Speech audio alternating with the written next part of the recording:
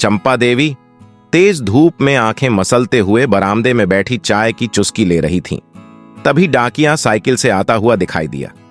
आज किसका पत्र आया चाची? उसने पूछा। चाची चंपा ने मुस्कुराते हुए कहा, बेटी इंदिरा का ही होगा। हर हफ्ते एक खत भेजती है वो शहर से। इंदिरा चंपा देवी की पोती थी। शहर में पढ़ाई करने गई थी। चिट्ठी लेकर चंपा देवी कमरे में गईं। लिफाफे को खोलते उनके हाथ थोड़े से कांप गए। आंखों में हल्का सा धुआं उठा। इंदिरा ने लिखा था, दादी यहां बहुत शोर है। हर तरफ गाड़ियां दौड़ती रहती हैं। पेड़ पौधे कम हैं। हवा भी घुट घुट कर आती है। मुझे आपकी कहानियां याद आती हैं। वो आम का पेड़ जिस पर हम झूला झूलते थे, उसके मीठे आम। याद है आप रात को आसमान के तारे दिखाकर कहानियां सुनाती थीं?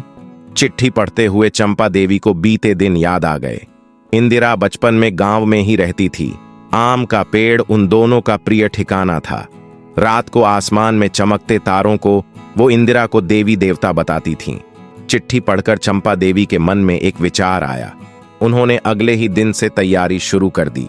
एक हफ्ते बाद डाकिया फिर आया। चाची चंपा ने उसे एक छोटा सा डिब्बा दिया।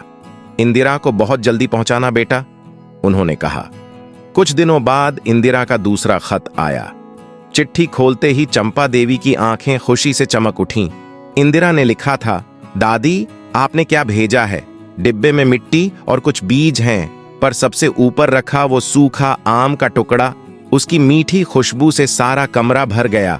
जैसे गांव आ गई हूं। मैं इन बीजों को गमले में लगाऊंगी। अपना छोटा सा गांव यहां बनाऊंगी।